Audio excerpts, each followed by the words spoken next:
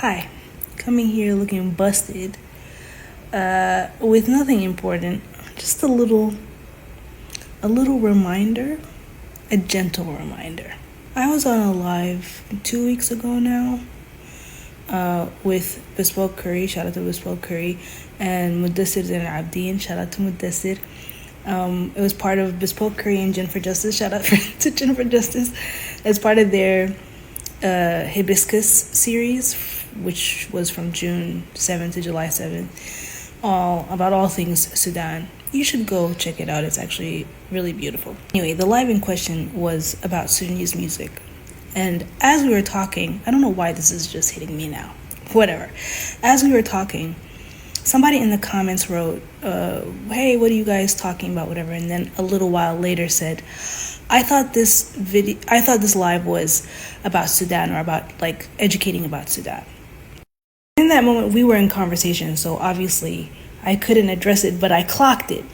And then somebody else in the comments, somebody else in the chat responded to them. But I can't stop. I mean, it just hit me again, and I realized how bothered I was by that comment. And I'm going to tell you why. That live was about Sudan. It was educating about Sudan. It wasn't about the war, but it was about Sudan. And once again, I find myself falling in this trap of being pigeonholed. And actually, it's not really me falling in the trap, it's others falling in the trap.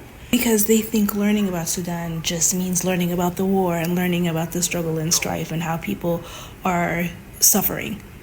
It's not learning about Sudan or Sudanese people as three-dimensional, fully realized human beings with multifaceted lives. If you are somebody who did not know anything about Sudan prior to this war, if your only frame of reference for Sudan is war and suffering, and you don't look outside of that at all to find anything human and normal to connect to, then all of your learning will be for nothing, because you won't be seeing us as human beings. You will be seeing us as beings that suffer, and that's not the same thing.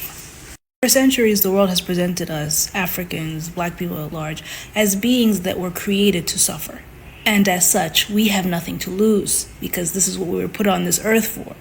And that thinking, that message has seeped into our subconscious. I'm not talking about just you. I'm talking about all of us, even us, Sudanese people, Africans, Black people. We also have internalized that. So you must find a way to connect to us, to relate to us on a human level. Because if you don't, you will never realize the extent of our loss. And if you don't realize that, then no amount of learning is going to compel you to solidarity. And that doesn't help anyone, least of all yourself.